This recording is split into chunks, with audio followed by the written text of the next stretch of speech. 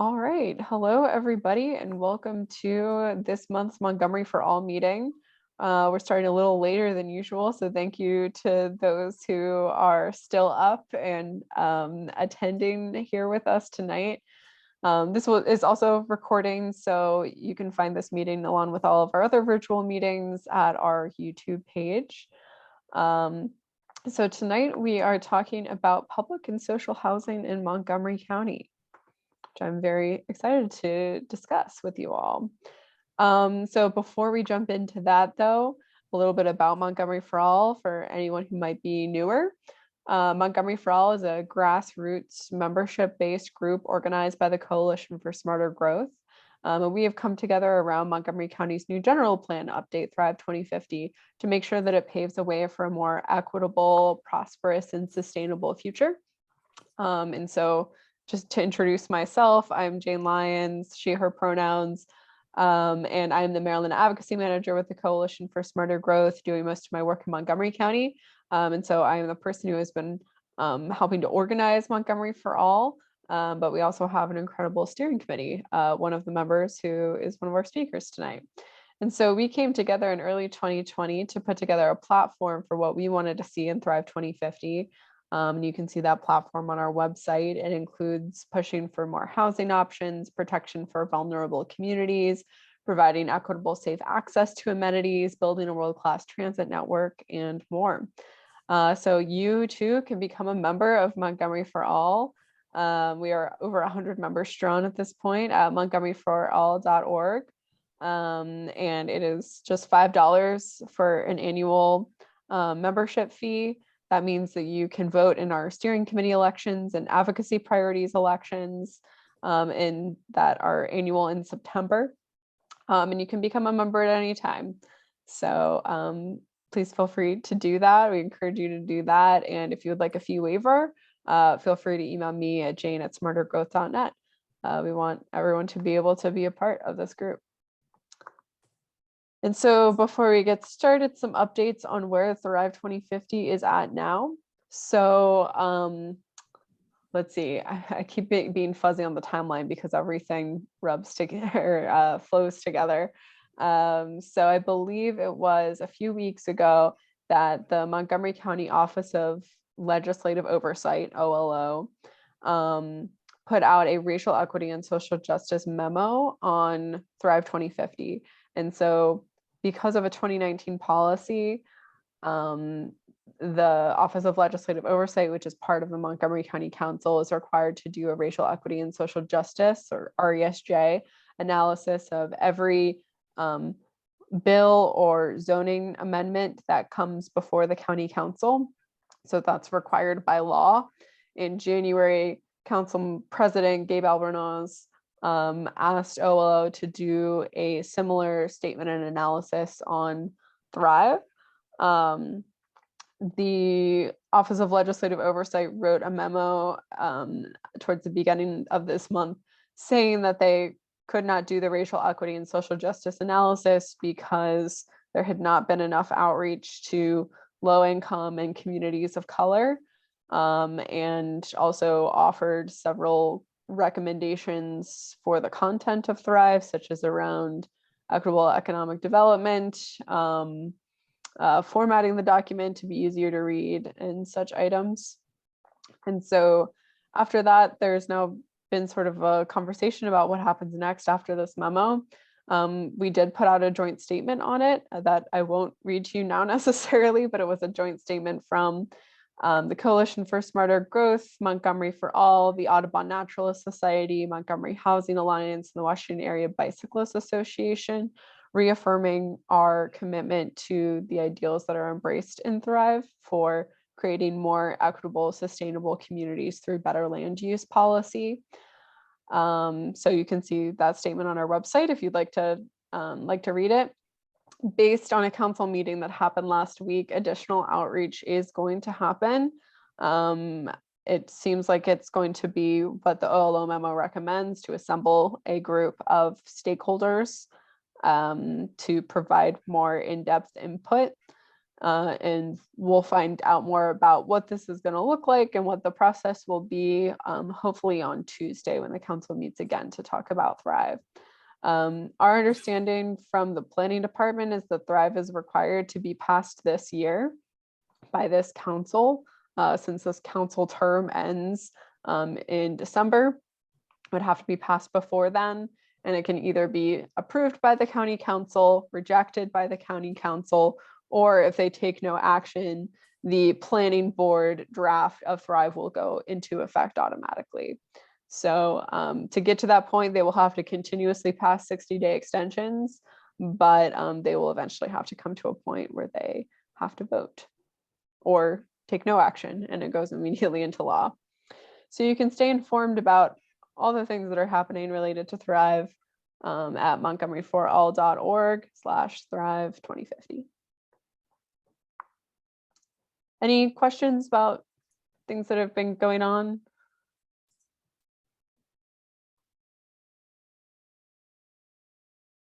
Okie doke, cool. Oh yes, and our upcoming meetings. I am very excited because March 24th, a exact month from today, we will be doing a happy hour in Rockville, I believe at World of Beer. They have some nice outdoor seating there and a large indoor space. And it will be really exciting to see all of you in person. That's always such a fun thing to do. So mark that on your calendars. You can RSVP on our website. There's a link to RSVP for all of these upcoming events. April 21st, we're going to talk about our issues at the state level. What does that look like? And so we'll hear sort of a wrap up of what happened this legislative session, and then talk about, what is the future for state policies that relate to housing, land use, and transit. And we have 4 confirmed delegates who will be there. Delegates Mark Horman, Jared Solomon, Janelle Wilkins, and Vaughn Stewart. And so they are some of the leaders on those issues in the State House. I'm really excited that they're going to be there to speak. And then finally in May, we want to have a picnic. So not too many details about that yet, but another opportunity to get together in person and make friends, meet your neighbors, et cetera, et cetera. So with that, that brings me to our presentation tonight and discussion tonight, which has a very long and ambitious name to talk about the past, present, and future of social and public housing in Montgomery County. We'll see how much of that we cover in this hour, because these hours tend to fly by. But this is a really fascinating topic that I care a lot about, and I'm excited that we have 2 really exciting speakers who I will now introduce. First, we have Zachary Marks, who is the Chief Real Estate Officer with the Housing Opportunities Commission and has been in that role since 2013. He has more than 15 years of experience in real estate and previously worked at both private for-profit and nonprofit firms, covering more than a dozen places throughout the United States. Let's see, and then James is here tonight as the chair of Rockville Housing Enterprises, but he wears a lot of other hats too, including the hat that he's wearing right now. He is also a senior financial analyst with the Federal Housing Finance Agency. He completed his PhD in political science at Rice University in 2017, which I did not know until he sent me this bio. I should have been calling him Dr. Hedrick this whole time, but I guess you don't really use that very much, James, do you? No, I don't. I don't make a point of the doctor thing. I prefer people not to ask me to like intubate them or anything like that. I can do statistics, and I read a lot of political theory, but that's my limit. See, if I went through all of that, I would want people to call me doctor all the time. And we have another doctor I know on the line tonight, Dr. George Leventhal. So lots of smart people in the crowd. And in his own words, he quote unquote has a couple of degrees in public policy and anthropology from American University and University of Texas. He also currently serves on the board of Action Committee for Transit and the steering committee of Montgomery for All. He lives in Rockville with his wife and 3 kids. Zachary also lives in Rockville, and both of you actually have history teaching. I believe, James, you said that you taught at community college, and Zachary taught English for 3 years at Wooten High School. So lots of similarities in your paths, and both of you have come to now be a part of these public housing agencies. So thank you both very much for being here tonight. I will stop sharing my screen and hand things over first to Zachary. Thank you very much. A lot less gray in that picture, so that's the way things go. I'm gonna, if it's okay, I'm gonna share some slides if that makes sense. Yep, you should be able to do that. I just made you both co-hosts. Awesome. And in the interest of time, I'm just gonna go straight at social housing, but if there's anything else that folks are interested in, happy to cover it.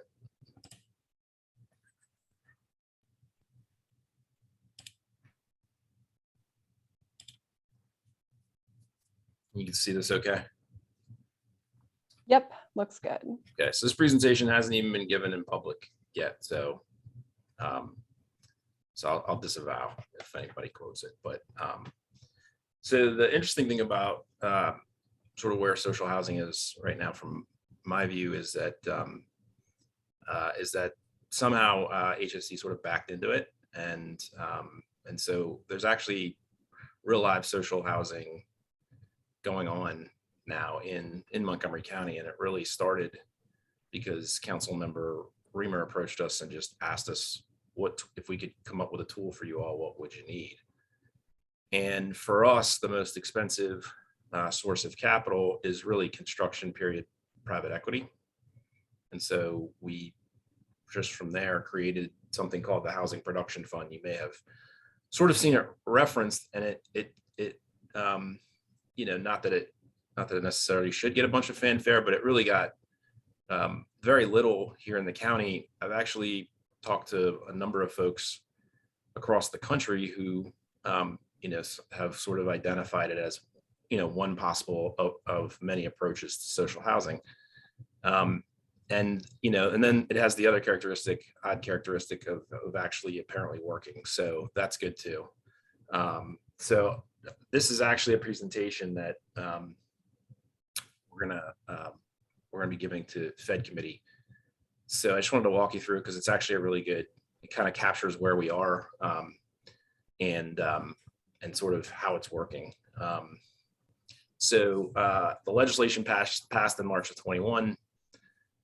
We spent a few months negotiating the governing documents for this fund and with county staff, OMB, finance, so on and so forth, and got those executed. And then the way this is structured is that the county appropriated $3.4 million, will appropriate $3.4 million per year from the HIF to go toward the principal and interest on 20 years. I'm going to stop you there. I'm going to stop you there. What is the HIF? What are all of these acronyms? That you assume that nobody on this call knows anything that you're talking about. Sorry, I slide into it too easily. That's okay. So, I know we all do.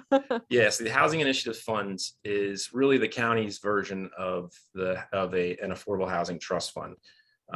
It truly is the one fund to rule them all. So you'll see almost any affordable initiative could potentially be funded by this pot of money. There's an annual appropriation. These days it's around 23 million a year as part of the budget. There are also repayments that come into that. So usually they should have about 35 million available annually between repayments and sort of the $23 million in budget. And that is a DHCA county run fund, and developers, including HOC, approach them and say, hey, isn't our deal grand? And shouldn't you supply us with, you know, low cost cash flow contingent capital?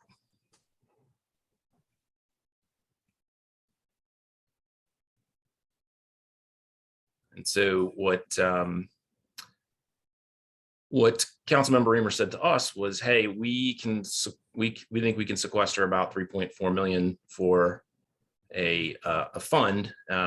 We said, well, HOC can actually issue the bonds, because not only are we the public housing authority, we're also the housing finance agency for the county. So we actually are the bond issuer, and there's some nuanced reasons for that. Nothing super big. The county could have done it too. But what's interesting about the feature of this program is that effectively for 20 years to pay a 20-year bond off. So the HOC has issued.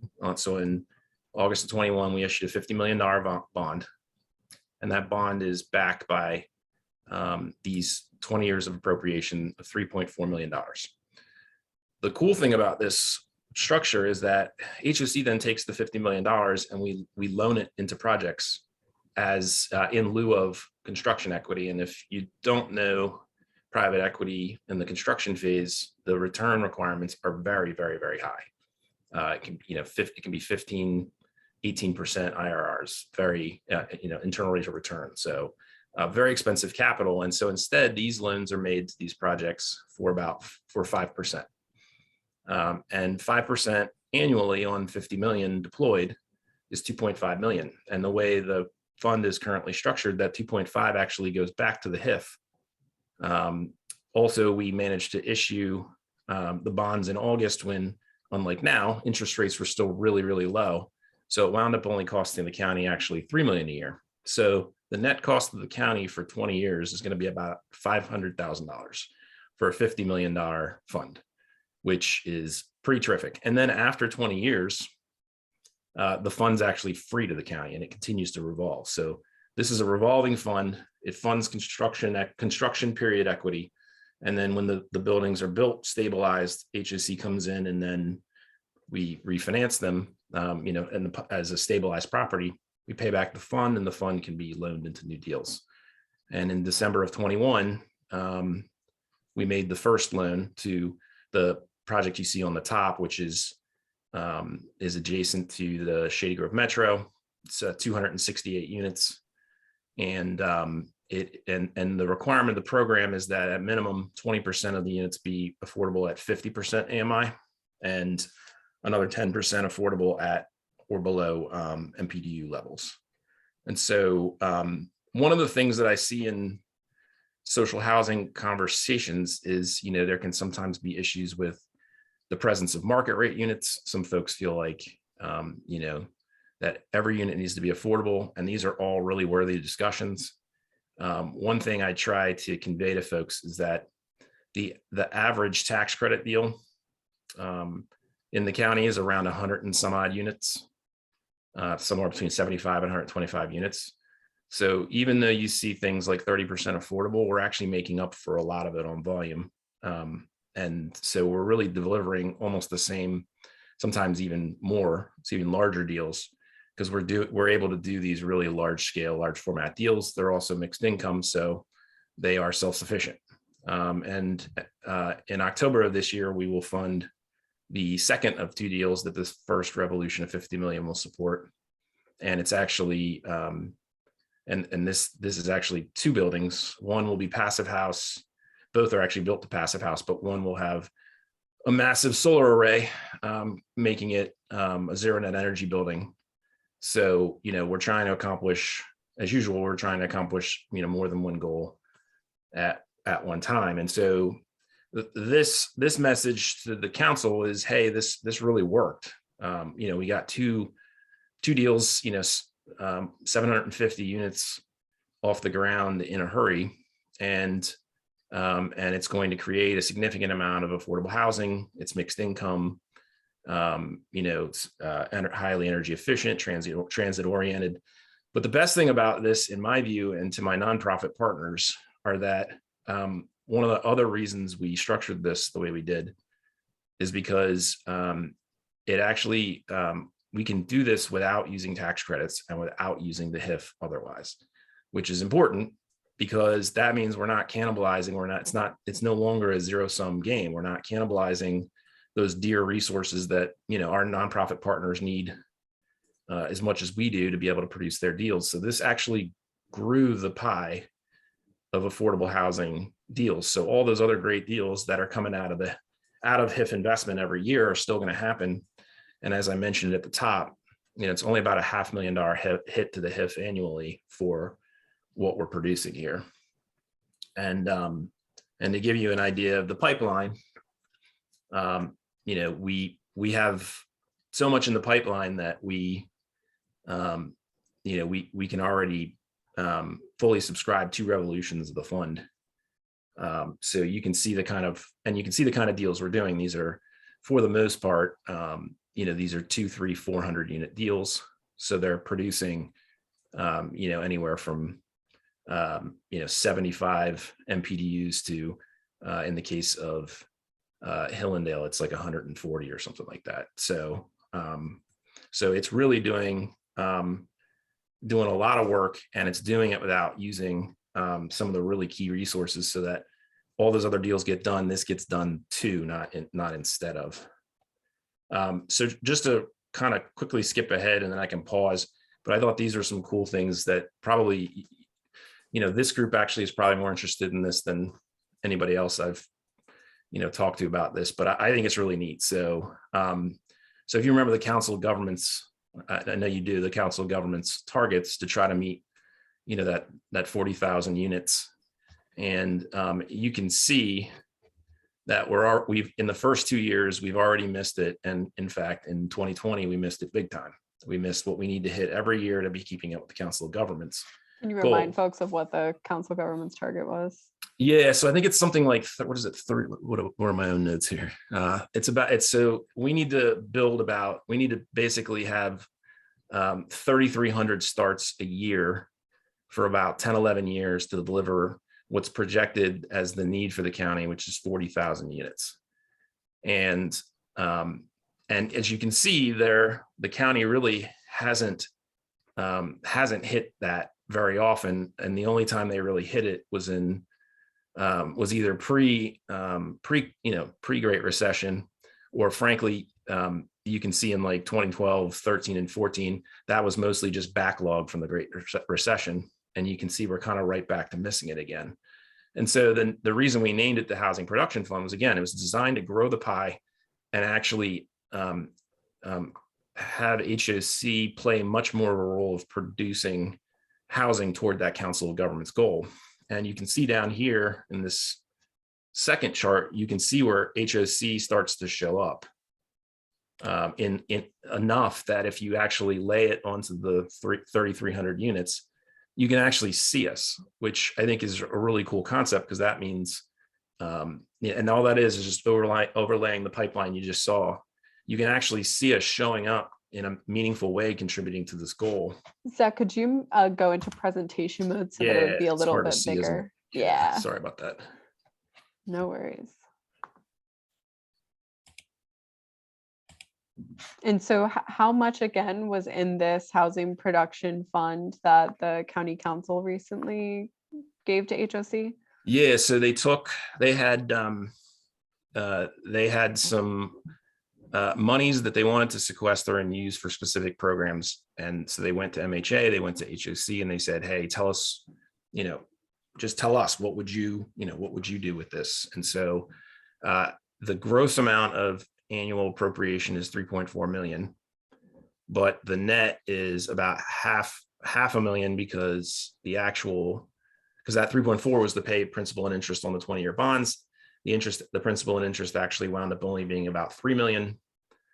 These projects pay 5% back to the HIF on an annual basis. And with that $50 million, they're netting 2.5 million a year. So it's a $500,000 cost to create this $50 million fund, which is going to, create about 750 units every time it revolves. And it's going to revolve about every 4 years. And so these numbers that you're showing here, because that fund is really new, these numbers aren't just from that fund. But overall, how much is the county government investing in HOC every year? Yeah, so it's, for the most part, the county's investment in HOC is really just similar to it's the HIF loans that they make to projects. So, our budget, we're 97% funded from our own activities. The only part that comes from the county on an operating basis is really because they outsourced resident services to us. So it's really just to cover that. So otherwise, it's HIF loans that the county's making on certain projects. And so what we liked about this structure is this was actually a way to support some significant activity, because this is that orange you see there is only the housing production fund from HOC. So there's actually more we're doing behind that. And obviously there's more that others are doing, but really the takeaway here is just that there's absolutely nothing that's not scalable about what's happening here. And the fact that with just a $50 million issuance, $500,000 annual commitment, all of a sudden you've got a social housing entity showing up on the radar, which is pretty cool. And just to kind of elaborate on scaling, this is what it would look like. This is what HOC's market share would look like if if we issued another 50 million. You can see I think it's blue. I'm colorblind. I'm sorry, but this blue is the existing 50 million and showing you market share. And then this shows up if you did a second 50 million, just as a thought experiment. So it shows you that social housing is scalable, it's viable. And so you can have a significant portion of what should be your sort of annual production, says the County Council of Governments. You can have it be social housing where HOC owns and controls the housing. It's got significant affordability in it, but they're high quality, well located, A+ institutional grade deals.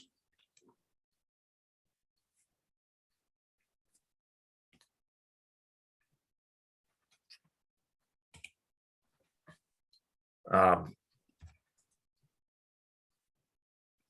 just making sure my computer doesn't restart. So I'm happy to go into this in any more detail or anything else, or I can step out of the way. But yeah, this is as it relates to social housing, this is certainly one approach. In talking to folks across the country, there are different views on how much affordable is the right amount, how much market rate is the right amount. But in general, I think the takeaway is that capital is not an issue for this stuff. It's not a funding issue for this stuff. It's really, do you have the entity that can do it? Do you have the political will to do it? Can we just envision doing it? So. Thank you. Yeah, no, that was a lot to digest and a lot of really high quality information. So thank you for your presentation. I think before we go on to James, and I want to save most of the questions for afterwards, since I think most questions will probably be applicable to both of you. Could you talk just a little bit more, Zach, about what HOC is? Even I sometimes get confused as to it is a quasi-public organization. It is a public housing authority, but it's mostly self-financed, or it's a little bit confusing to even me. So I'm sure a lot of other folks are not quite sure what it is that HOC is and has been doing before it received the Housing Production Fund money. Yeah, and part of that is that HOC seems to go through these sort of cycles every 10 or so years where it just goes to sleep and then it comes back and does wildly sophisticated things, and then it goes to sleep for 10 years, I guess, resting up, I don't know. But so, there are these generational losses.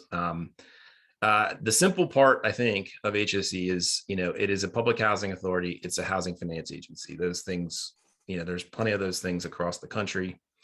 One weird thing about HOC is they're usually not combined.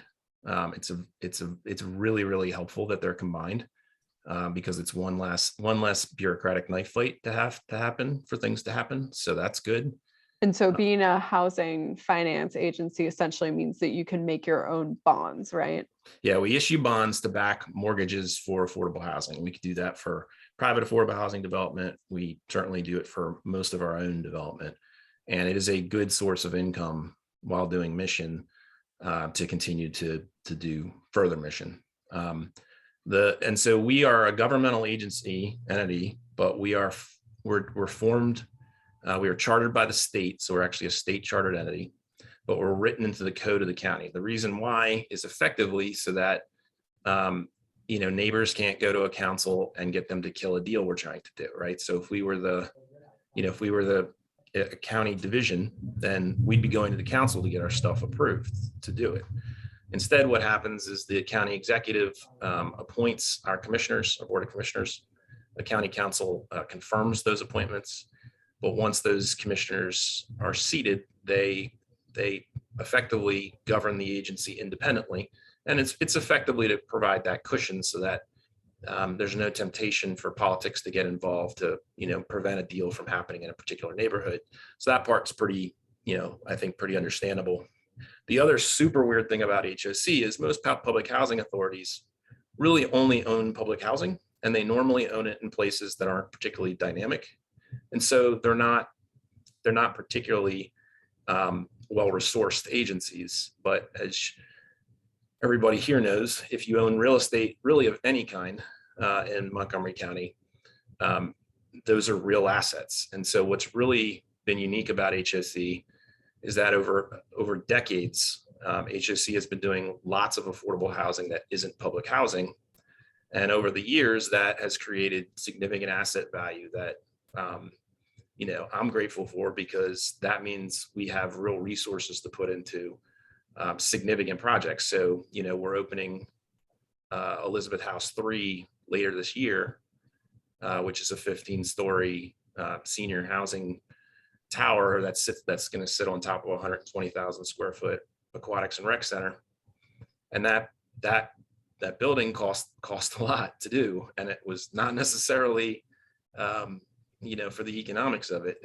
It's actually replacing 106 of the public housing units that were right next door. So you're going to have 106 former public housing households move into this rocket ship on top of a beautiful county facility in downtown Silver Spring. And there's a 0% chance that could have happened without sort of decades of HOC doing these other acquisition and development activities. And so we really, on an annual basis, are we may even be the biggest landlord in the county by units. It's pretty close, but we're definitely one of the most active acquirers and developers of affordable housing in the county for most years during those decades in which we're awake. So yeah, I can actually see that building that you're talking about in downtown Silver Spring from my window. So over the past few years, I have been slowly watching its construction, and now they're just starting to put on the facade, which is exciting because I imagine that means things are getting closer to being done.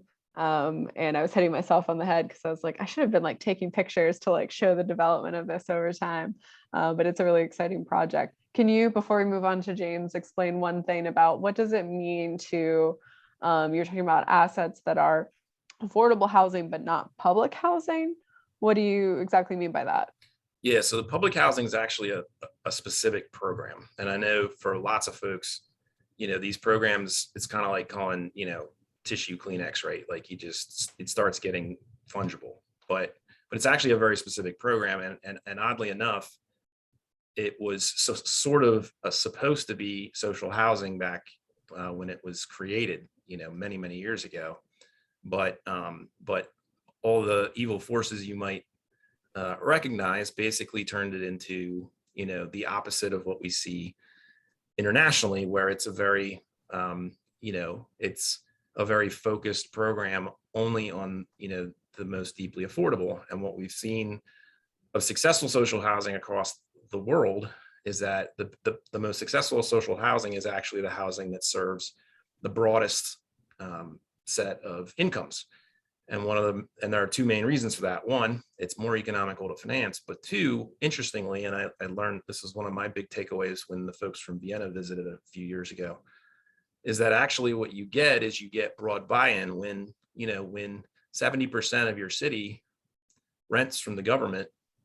All of a sudden that program doesn't seem so bad anymore because so many people get some level of service from that program that it doesn't get pigeonholed as a handout to poor people, which is of course how so much of this stuff gets framed here. So public housing is a very specific program.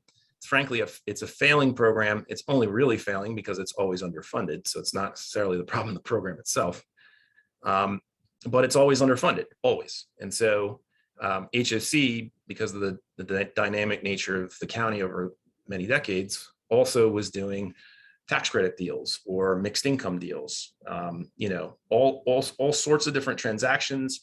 Some of these programs come and go, but HSE would just pay its mortgage. And sometimes in some ways it was sort of silly. Like, next door to Elizabeth House 3 is a building called Alexander House. And I kid you not, we just paid our mortgage for 23 years on it, which is actually kind of silly. But it was great for me because that meant, we had an asset that had appreciated significantly, even though it's, 40% affordable. It's I know it was a 312 unit building at the time.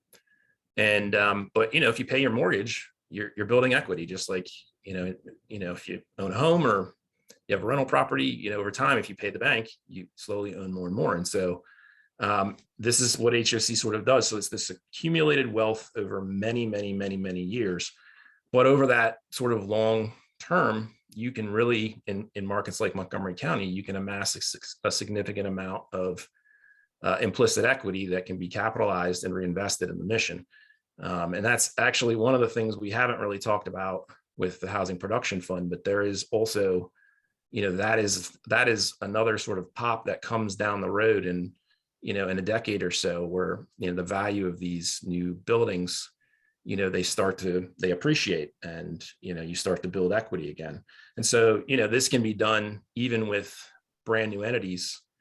I think California is looking at actually standing up a social housing development entity fresh. And my main message to them is that it's going to seem tough at first, but in 20, 30 years, when you own these buildings outright, it's going to be another pop of implicit equity that can be reinvested, more broadly, more deeply, and so forth. So it's kind of hard to explain because HSC really has it's accumulated so many different kinds of assets over it's 70 years, 60 years, whatever it is. But the general idea is just that it's almost like a multi-generational real estate family that just doesn't have any heirs. And so you just sort of slowly build this stuff up over each successive year. And eventually that value can be reinvested. And every time you're reinvesting it, it's a significant multiple to where it was at the beginning. Thank you. Thank you. Yeah. And I think that also within that, I want to pull out the important sort of distinction between public housing and social housing, usually being that public is entirely income restricted housing and social includes a mix of incomes, including some market rate housing, of which is just, housing that is not subsidized in any sort of way. It's just the type of housing that most of us live in. It is just the market rents. So I have like a million more questions, but I'm gonna send it over to James now to give his brief presentation. And then we'll get into further Q&A because I already have so many questions. This is great. All right, thanks. Can everybody see the screen that I'm sharing? Looks good. All right, building affordable housing in Montgomery County. Sharing the right one. All right, cool. Building affordable housing in Montgomery County, why it's possible and how to do it. I'm going to talk to you guys about what happens when your public housing authority does not have all the stuff that HOC has got, when it is not a housing finance agency and doesn't have something like the Housing Production Fund and sort of what it takes to put together affordable housing in that case. This is an excuse to show my adorable children. There's two of them. They're really cute. Everybody can see my screen now. All right, at least it's telling me they can. I'd give a little background. I've been doing this for a while in a lot of different capacities, a lot for the feds and a lot for HUD. Like I said, I also chair Rockville's Public Housing Authority, which, like I said, is like a smaller version of HOC. And again, my kids, they're adorable. All right. So I'm going to get back to a little bit to sort of what Jane's question was, is what is a public housing authority? What is Rockville Housing Enterprises? A public housing authority, like Zach said, is kind of a quasi-governmental, quasi-nonprofit agency. All right, we are chartered by the state. We do have local control. Like he said, our board is all appointed by the Mayor and Council of Rockville. All right, so I'm appointed by the Mayor and Council of Rockville. They approve me, then we run the public housing authority. There's a level of separation there. All right, the primary job of a public housing authority, at least one sort of like Rockville's, Rockville Housing Enterprises, we're primarily an administrative agency. That's sort of what is the bread and butter of what we do. And what do we administer? We talked about it already, public housing. We've got public housing projects. In Rockville, we've got David Skull Court, which is over on Goody Drive. It's near it's near Saints Row Brewing Company. You guys ever roll over there? It's very nice. We also have the voucher program, which many of you will probably know as Section 8. Used to be called Section 8, it's now called Housing Choice Vouchers. So the primary base thing the Public Housing Authority is supposed to do is administer those programs locally. Everything that we do on top of that is a little bit of kind of gravy, but we have a mission, right? Our mission is to preserve and create affordable housing for the people of our jurisdiction. There's no more public housing being created, and if I ever get more vouchers, it'll be a wonderful, beautiful day. So we got to go outside, and we use a lot of different programs to do this. So when you look at a public housing authority, even one as small as Rockville's, if you're going to try to meet your mission, you're going to go outside, do a lot of creative things with it. So in addition to the vouchers, the Housing Choice Vouchers, which is the main voucher program, we have mainstream vouchers, which is disability and seniors, a mod rehab program that we do, which was we modify and rehab old homes for people. Like I said, we have public housing, RHE properties, which is MPDUs we own. It's a separate, technically a separate entity, but has the same board. So if you want to get real technical, I'm the board of like I'm the chair of like 6 different things that Rockville Housing Enterprises has. Don't worry about it. We also have a LIHTC properties under something that we call RELP. We have RHE Fireside, which I'm going to talk about more in a minute to give you guys sort of a case study of what happens when you do affordable housing outside of the sort of public housing and voucher area. And then we have it at various assorted units. We have things called VASH vouchers and what have you. So we've got about 875 total units and vouchers combined. And then we just started a new 501c3 foundation, so we can accept money from grants and foundations and stuff like that. We have to have 501c3. We actually have a 501c3. It's old. Don't worry about it. So that's our basic stuff. We administer a bunch of programs for the feds.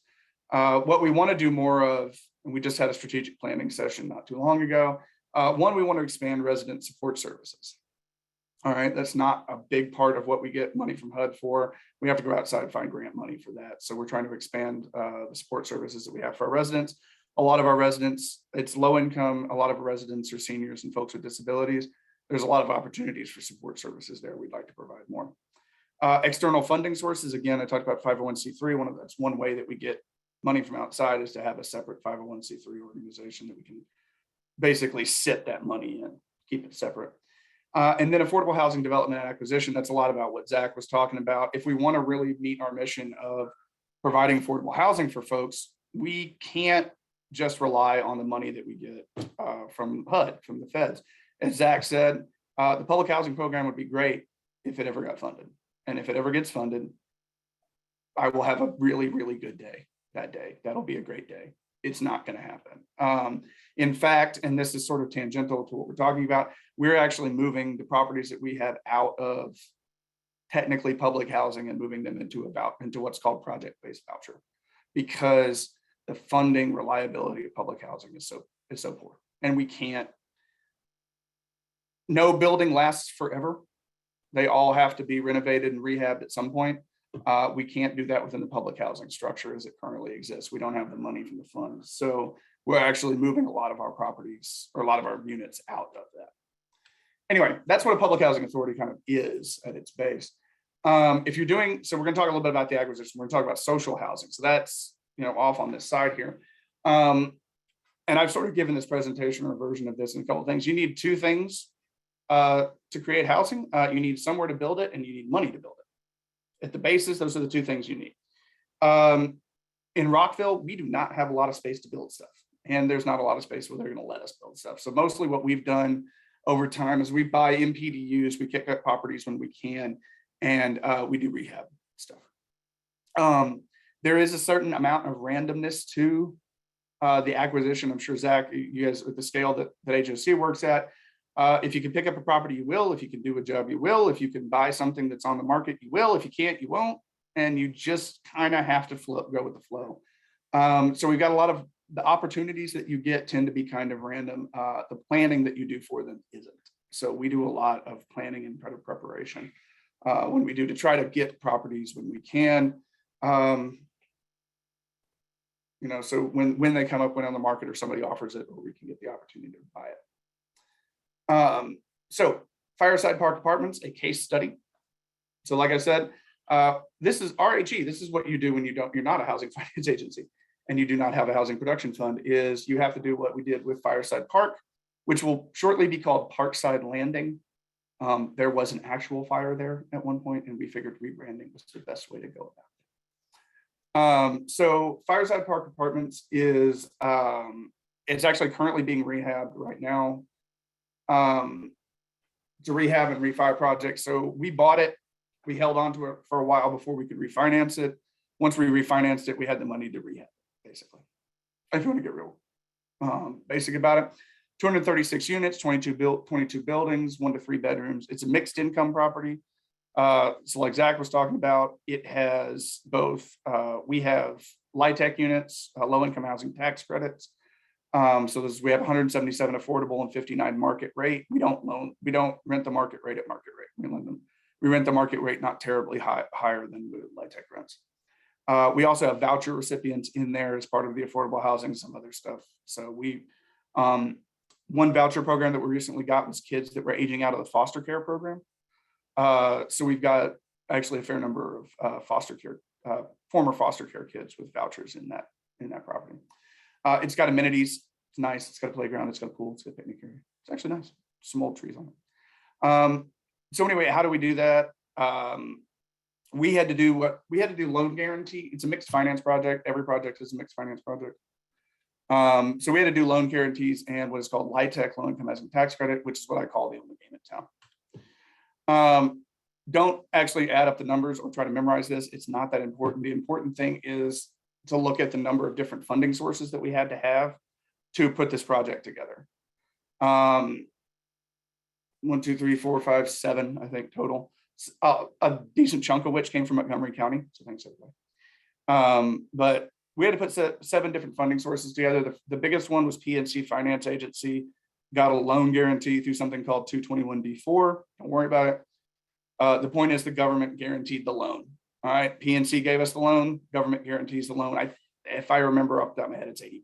But basically, we wouldn't be able to get that interest rate if we didn't have a loan guarantee. All right, if you ever had someone co-sign for a car, same concept. All right, the federal government has more money than we do, and they're good for it. The tax credit equity that we got, PNC Real Estate, we are approximately 10 million budget a year agency. We don't have the kind of equity lying around that you need for a project like this. That's why we use tax credits. That's basically what it is. So that's another big chunk of it. Tax credits come with a bunch of rules about affordability and length of time and things like that. But that's basically how you get the equity that you need to do these projects. At least it is for us. Loan from the state of Maryland. We had reserves with us, and we have to have a partner. Why we need a partner? You have to ask the state of Maryland about that, but we need a partner. In power funds, there's some energy efficiency going in there. So we got some from the state of Maryland. We got a loan from the city of Rockville. We're at 10 minutes, James. So yeah, I'm going to run through this very quickly. Okay. The basic concept, and I want to give you all the things. This is what it requires to fund a single project of 236 units. Ended up being about $62 million. Do all 7 of those people have the same requirements of reporting and administration? No, they do not. All right. I was on the call to close this a couple of months ago now, quite a while ago now, actually. 33 different people were on that call. You can sort of get an idea of how that was structured there. All right. My quick conclusion. So we don't have a social housing fund or something that we can use. We're getting out of the business of public housing. We have to go out and find layered creative financing to make deals work and to put together these deals. We've got to jump on opportunities when we have them. It is expensive to do this kind of work. It is very, very complex when you're looking at that's a single project. We bought it in 2012. We'll finish construction and rehab this year. So it took about a decade, all told. We hung on to it for several years. It wasn't doing much. All right. And it requires a lot of patience. So that's a quick overview of sort of a case study of what it takes to get one affordable housing project done. And the real takeaway to think about is funding and is capital access, right? It takes me and my incredibly good staff, by the way, at RG, a whole bunch of time to do this. And all of this that we're doing is on top of the actual bread and butter work of the agency.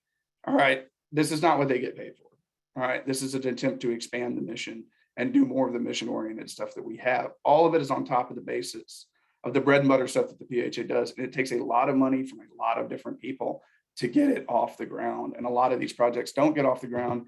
And a lot of public housing authorities that are our size or smaller are just not going to be either want to do it or would be capable of doing it and have the resources to do it. So that's my quick overview. I will stop sharing my screen now. And then I saw a bunch of chats come up, but I couldn't see anything else there. Sorry. All right. Well, thank you. That was excellent. So we only have a few minutes left. So I do want to do rapid fire through questions. So if you are asking a question, please make it quick. And if you are answering a question, please try to make it as quick as possible. I think the takeaway that we all get from tonight is that affordable housing is complicated. Finance is especially complicated. I took a graduate level real estate course, and some of the words that you all are saying tonight do not even make sense to me. So this stuff is complicated and hard, and you all are both doing really important work. One question that I want to ask, host privilege, and then I will go to, I saw Frankie and Mike had their hands up. One question I did want to ask is, how low are you able to get with income targeting? I know that specifically before, when I've pointed to the example of the Lindley, Zachary, as like a good example of transit oriented affordable housing, then folks have like looked up the website and been like, these are not really actually like, it's not getting that low. So could you address that? And like, how low are you able to get with these mixed income developments? That's my question. Yeah, excellent question. And so a couple quick answers. One, HOC provides more 30% is kind of the gold standard if it's not totally subsidized, which is sort of the gold plus, if you will. 30% of AMI. area median income. Okay, not 30% of the units. Okay. Right. Sorry. Yes. So 30% AMI is typically viewed as kind of the gold standard. If you're hitting there, you're probably able to cover just about everybody. And obviously, if you have subsidy, you can cover all the way down to zero, and that's a beautiful thing. And so the first thing I would say is that, like, take the Lindley, for example, right? So there's 20% at 50% AMI units at the Lindley, which is pretty good. And it's serving, again, we're trying to serve people up and down the spectrum. So really the best answer to this question is there's absolutely nothing that prevents us other than timing, access, availability of combining. It's a lot easier to take a 50% AMI unit and either buy it down to 30 with some additional, getting that little extra amount of funds than it is to try to buy market rate units down to 50, particularly in that market. So one thing that we do is we often try to, the HPF, for instance, is one framework, as you saw from James. Affordable housing is really about layering a bunch of different frameworks to try to achieve those deep AMIs. So for instance, Elizabeth House 3, there's 106 subsidized units there. So we have folks that may make nothing that will live there, as an example, but it's deal by deal availability.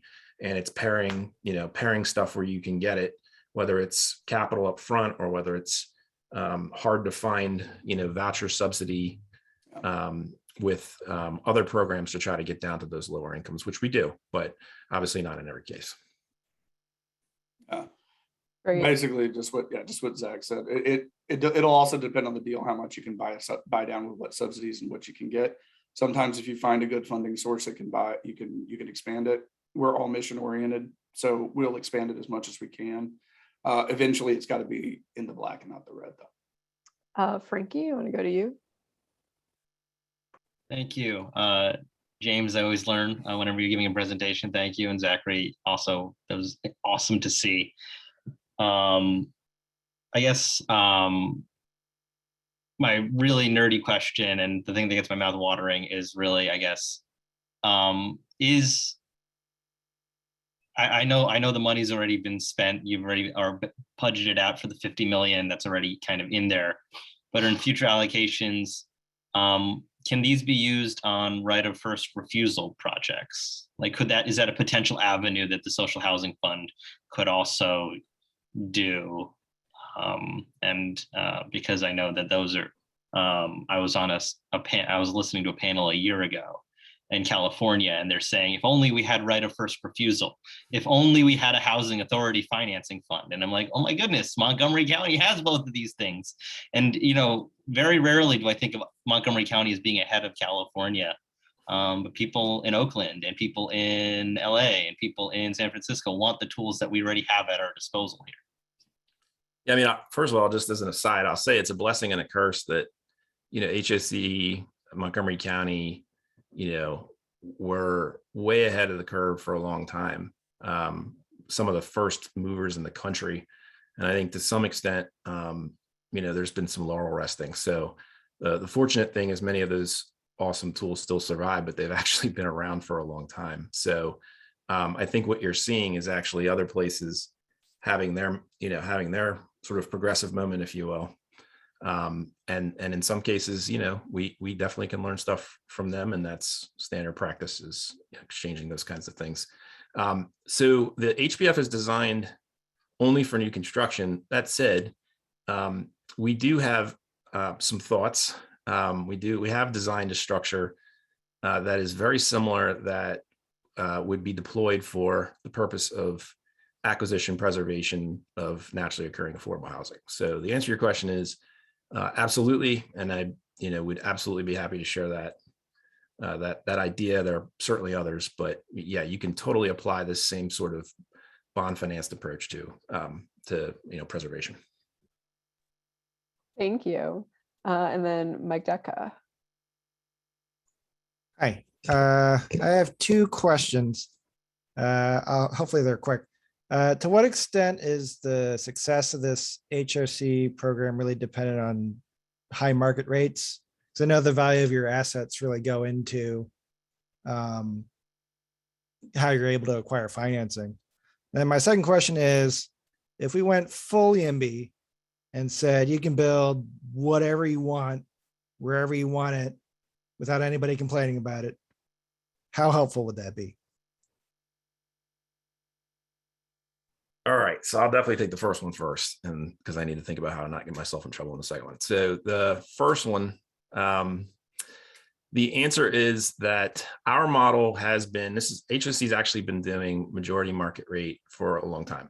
I think the first transaction was in 1989, where HOC is using this idea of basically, and there's a lot of good things about this model. Certainly, there are things that folks disagree with.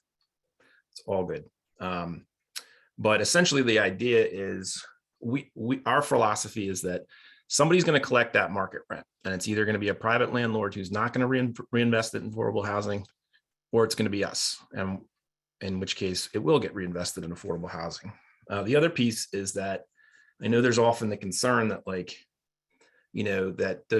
that's 70% of units that could be affordable that are not being affordable, and it's sort of another way of looking at the example I gave earlier, where it's not really the case.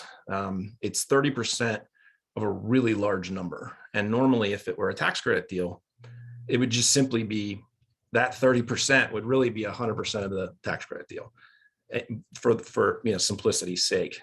That said, there's absolutely no reason why. So for instance, I know California is probably going to go with a model where everything is technically restricted, up to, I think 120% AMI in their case or something like that. But there's absolutely a model where it can be 100% restricted, and it's only money at that point. It's just a matter of, what's the most efficient, what can you finance? And our perspective is that, in addition to sort of the socioeconomic diversity that we think is really helpful to communities, that, we may as well capture that, those market rate rents, because 100% of that's going to go both into supporting the project itself and future projects. So that's just how we look at it. But again, it doesn't mean the commission won't push us to do more. They always do, to layer in other programs. The HPF is one single program, and it's very seldom that HOC does a project with just one program. It's much more often that we're doing those things that,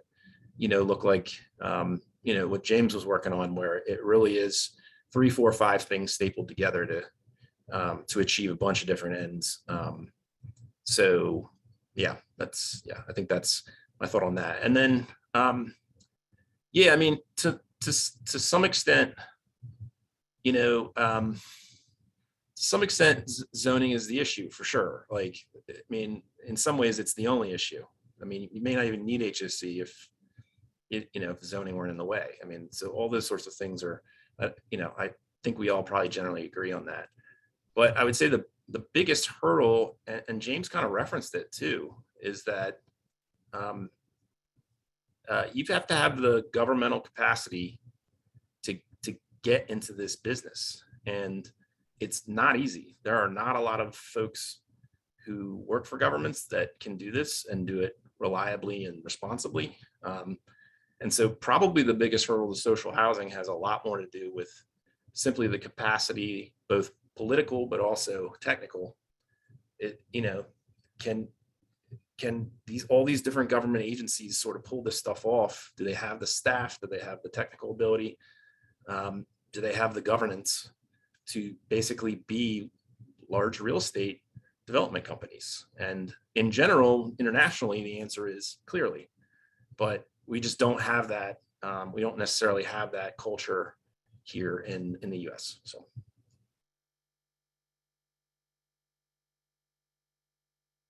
James, did you want to take a stab at that too? Yeah, I was trying to unmute myself and apparently it wasn't liking it. I don't have a ton to add to what Zach said. It was all really good. On the capacity issue, that is a huge thing. We have a really good executive director at RHE, and if we lost her, we would be floundering. And there's just not much we can do about that. And if we lost her, we'd be out on a limb.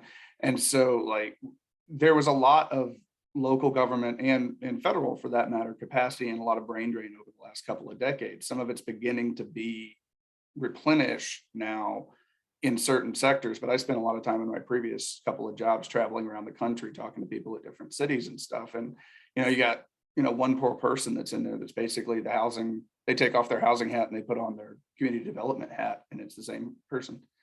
On the zoning thing, I'll say the things that might get Zach in trouble. Yeah, I can't buy anything in Rockville. I just can't. I don't have space that I can buy and build. I can't build or buy or really operate single family homes efficiently. It doesn't make any sense for me to do that. And I can't turn them into duplexes or triplexes or what have you, which might make it more reasonable for me to do that. So there's not a lot of space in Rockville that I can buy and build as it is right now, unless they make it so I can buy and build denser. And that's really the key. And if something does come up, it's usually a right of first refusal issue. And that really comes to having to be a rehab thing. And that gets me back into my a dozen different financing agencies that I've got to layer together. And so if the zoning was easier, yeah, I could buy and build. Maybe, possibly I could do at least more of that. I could take a stab at it. Otherwise I can't. And so I'm stuck to rehabbing stuff that was built in the 70s or 60s or what have you, and trying to preserve, and rehab and and rehabilitate the stuff that comes on the market that I can snag when I got the chance. I mean, essentially. Thank you for the answer to those questions. Two things that we haven't really brought up that I do want to make sure that we touch on in this discussion is the importance of transit-oriented public and social housing. And it's been really exciting to see projects happening that are oriented around metro stations, oriented around future Purple Line stations, because a lot of times if you can't afford a normal market rate rent and you need to live in an income restricted apartment, then you also can't afford a car. So lowering those overall cost of living is really, really important. And also mixed income is also really important, from not having sort of clusters of poverty and creating mixed income communities where people from all incomes and backgrounds can have access to the same schools, to the same grocery stores, to the same places of worship. I care about that a lot, and I think that that's something that we have a long way to go on in Montgomery County to breaking down our our east-west economic divide. So is there any last questions? Because we're several minutes over 9 and 9 is already pretty late. So I want to cut things off, but I also don't want to cut things off because this is a great discussion. So if anyone wants to squeeze in one last question. If anyone is brave enough. I guess I'll put in the last question there of like, what can the folks on this call do if they support public and social housing and want to see housing to be more affordable overall in their neighborhoods? What can they do to make that happen?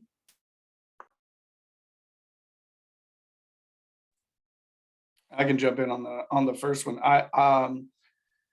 I spend a lot of my free time advocating for affordable housing because apparently I don't get enough of it at work. When I said that it was land and financing, those are the two big things that you need to create more affordable housing. And part of the way you get the land is by creating being a counter to the typical reaction to folks about building affordable housing. I'm going to go ahead and I'll make the declarative sentence that all of the arguments here against affordable housing are nonsense and silly. And affordable housing is great to have in your community, and it's great to have a community. And if you don't have affordable housing, you do not have a community. You have a community that is missing very important people. So the best thing that, or at least I think one of the best things that you can do as an individual, at least, is be a counterweight to people opposing more housing, more affordable housing. Be that counterweight. Show up at the meetings.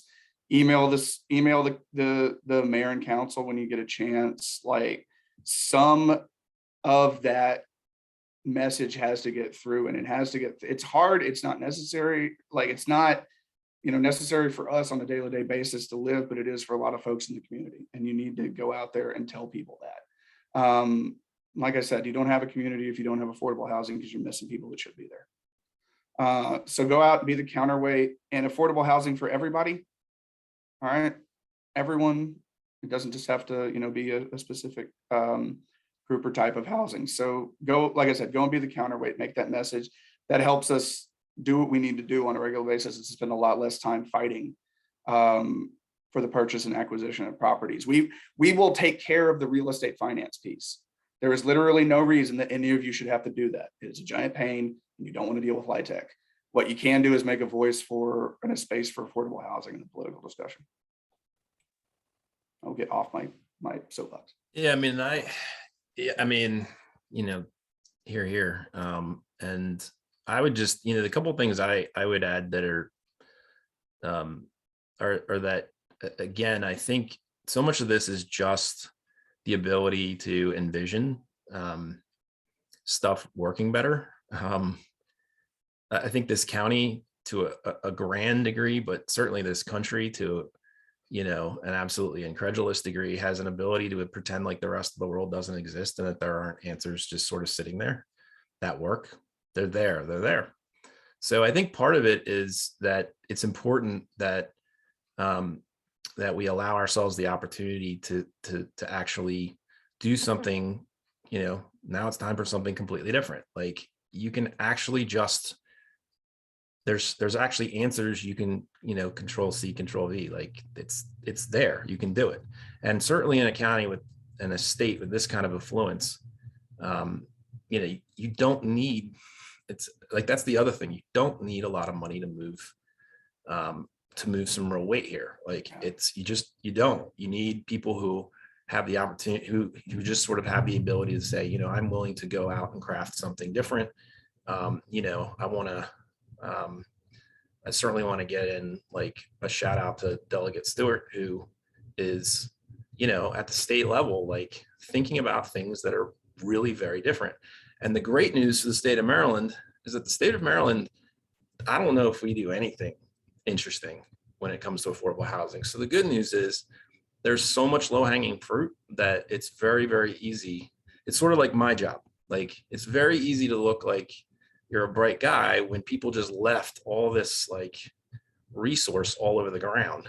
So I just think, certainly keeping track of what RHE, HOC are doing it's great to hear from folks that like, our commission definitely would love to hear that like, hey, you're headed in the right direction. That's great. But I just say in general, support anybody that is out there willing to think creatively and practically about doing things, even if it's like just something completely brand new, and with the idea that things can, even though it feels like they're never going to ever be different, that they actually can be, and when it happens, it can happen at some very serious scale, which is of course what we need. So I think that's a great way to close us out for tonight. I'm glad I asked that question because now I feel invigorated.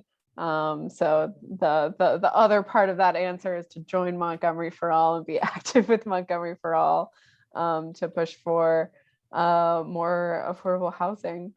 So thank you all so much for your time, to the speakers, to the attendees. This discussion was recorded so you can share it with all of your friends and neighbors. And I really appreciate everyone's attention on this important issue. So take care and have a good night. thanks. Have a good night. Thanks, everybody.